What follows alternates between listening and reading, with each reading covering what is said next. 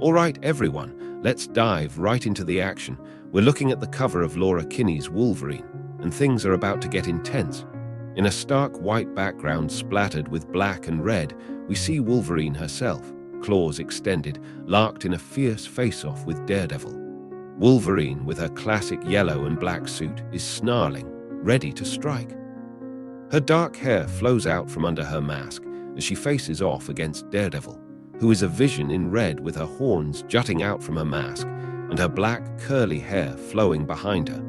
Both heroes are locked in a battle pose with their deadly claws extended, showcasing a moment charged with tension. You can feel the intensity emanating from this dynamic clash. It's a showdown of speed and power that you know is going to be one for the books, all right. Let's jump right into the story. We're in Hell's Kitchen, Pier 87, and things are heating up. Wolverine, with claws extended, and the masked Daredevil face off amidst the city's urban chaos.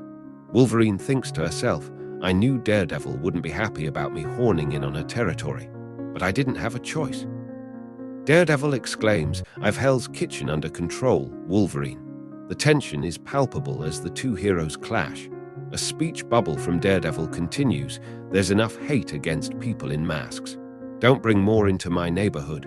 Wolverine responds, I'm just here to help.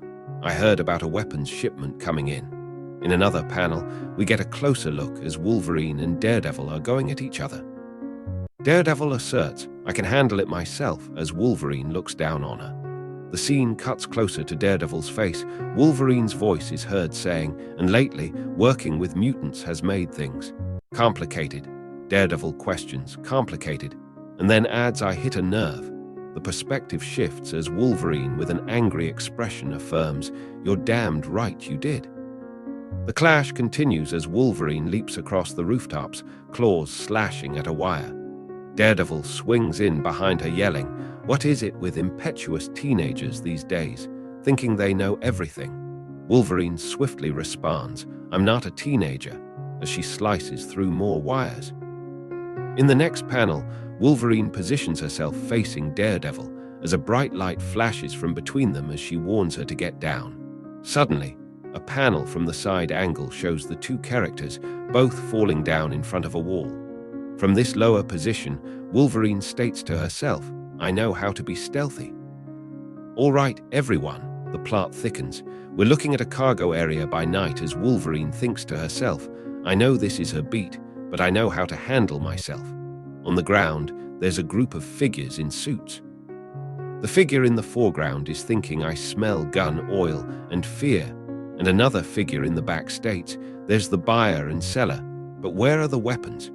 One of the figures from the background is looking towards another figure with a visible collar. The thought bubble states that collar. Wolverine is crawling on the ground when Daredevil shouts at her, it's a power dampener, I'm going to, and then adds, use your head and stay down. Meanwhile, Wolverine thinks if we take them now, we won't find out their plan, and angrily says, I won't use a mutant as bait. The tension is mounting. Daredevil asks Wolverine, you know this kid? Wolverine responds, that's Anthony, he's a friend of Logan's from 1,000,000 years ago. He's a literal bomb, that's his power. In another panel, Daredevil states, well, that complicates things, and then adds, we need to get him out of there. Wolverine interjects, and we will, but be patient, we need more intel. Back off. Wolverine then says to herself, you really are a Wolverine. No one deserves to be used as a weapon. It's something I know all too well. The scene then cuts to a shady meeting as one figure with dark hair and a goatee says, Mr. Escher, with the arsenal you and your group are carrying, I wonder why you need this mutant in the first place. The other figure replies, Mr. Temmen, nice to finally meet you in person. As the scene shifts to the side, another figure in a green coat says, this the package? He's just a kid. The figure replies to him, now you're growing a conscience. He's still somewhat sedated, but you may want to give him another dose just in case. You don't want him going off too early. All right, the pieces are starting to fall into place. The man in the suit says to the man in the military outfit, I'm sure you'd love to show his full potential at the rally, but I don't want you destroying all of Lower Manhattan. The man in military clothing responds, I still need a foundation to build on. Meanwhile, Wolverine and Daredevil are on a rooftop. Wolverine asks, "What rally?" Daredevil explains, "There's a protest in Foley Square at midnight.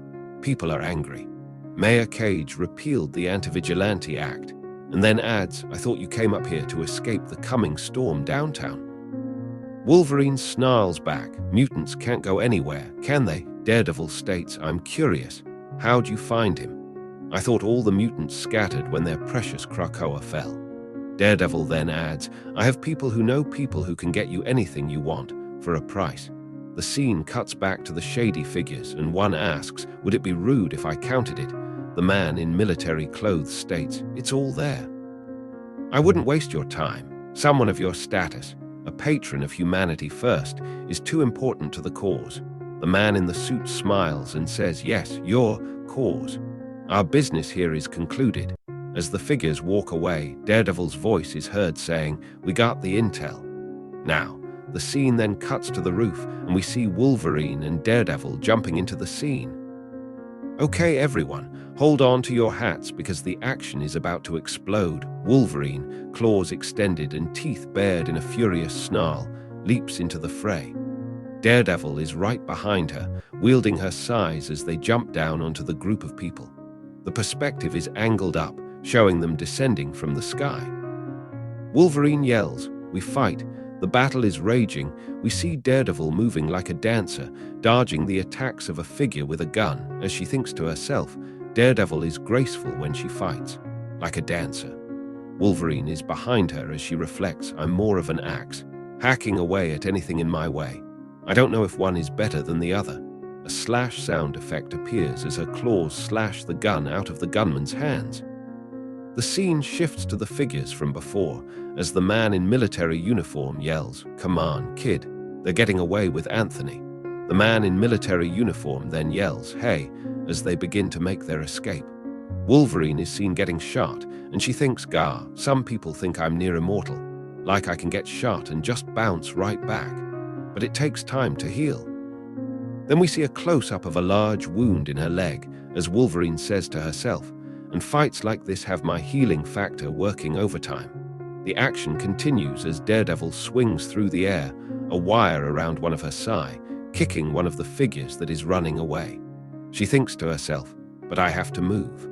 Anthony needs me."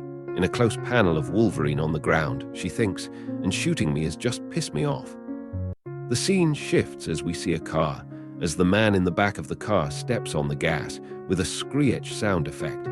The scene switches to the top of the car as Wolverine appears, and the man that stepped on the gas looks shocked. Wolverine says, "He's not getting away."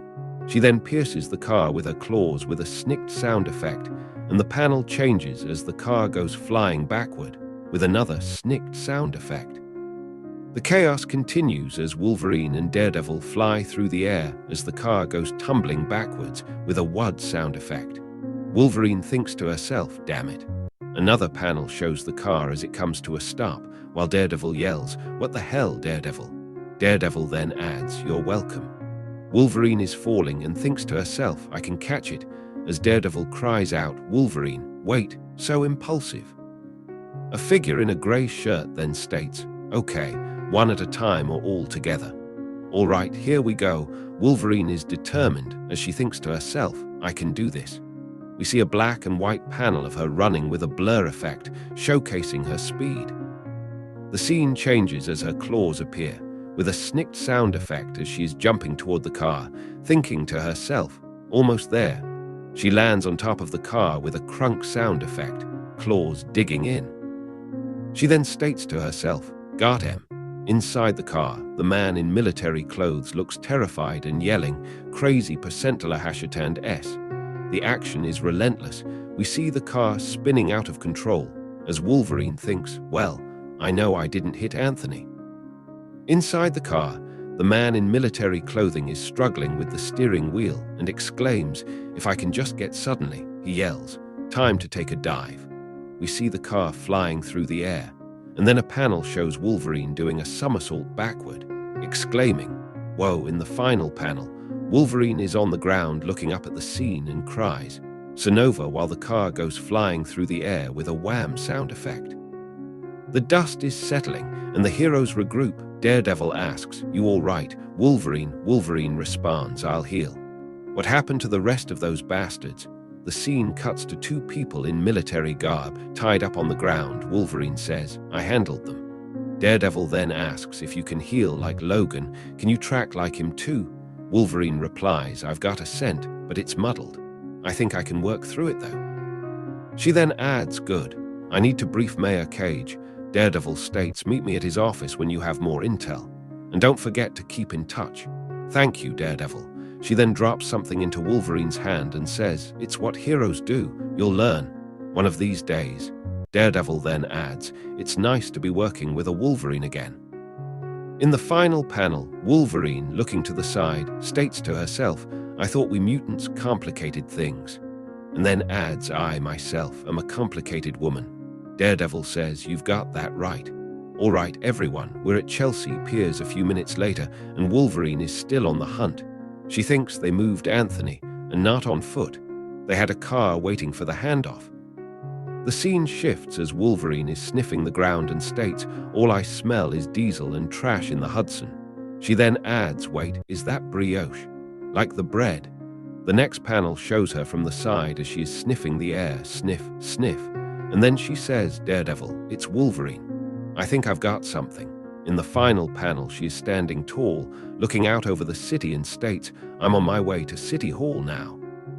We're now in the office of Mayor Luke Cage, and the tension is palpable. Wolverine stands before Mayor Cage, exclaiming, "You have to do something." Mayor Cage responds, "I am not revoking their permits. These people have a right to protest, even if it's against my policies. There's extra security in place, and my guys know what they're doing." Wolverine says, "They're planning to set off a bomb, and they're going to use a mutant to do it." Mayor Cage states, "They won't get the chance." Wolverine then says, "But doesn't that mean anything to you?" And then adds, "Are you accusing me of something?" In the background, Daredevil watches.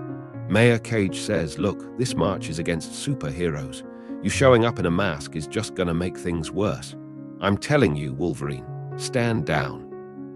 Wolverine replies angrily, "I've fought alongside Logan and a %ton of other mutants before you were ever made in a lab.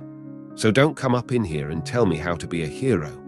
Daredevil then states, "Daredevil, you sure she won't do anything stupid?" Mayor Cage responds, "She's headstrong. I find it admirable." A shadowy figure in red, Elektra, replies, "Don't encourage her, Elektra." She adds, "Stubborn fool, stay away from the protest, or I'm calling Logan to come and take your Saria home." A close panel of Elektra appears and she adds, "She's a Wolverine. She doesn't need my help." "Okay, the heroes are on the move," Elektra states, "I can hear you, you know." Wolverine, looking to the side, responds, "I know. Mutants and humans are gonna die because he's playing politics. Luke won't let that happen." Daredevil says to Wolverine, "I know you're upset, but we're lucky to have one of our own as mayor." Wolverine looks angry and cries out, "One of our own? I'm nothing like you, like any of you." Daredevil responds, "You've got a lot to learn about being a hero in New York City, or any city, kid." The scene shifts as we see Daredevil in the window looking down at Wolverine. Wolverine is seen jumping from building to building with the moon behind her, saying, "Yeah. Well, I don't need you as a teacher. The clock is ticking. We're at Collect Pond Park, 5 minutes to midnight, and things are about to get real." A panel shows a nighttime city scene. Wolverine thinks, "I don't care what Mayor Cage or Daredevil say. I'll stop this." The scene shifts, and we see people holding signs such as "Vigilantes Vacate" and "Ooh" as Wolverine is walking through them. She says to herself, "I'll save Anthony and track down the monsters that are doing this to him. I won't let him be used, especially not to push some anti-mutant B% and hash." "What do you want?"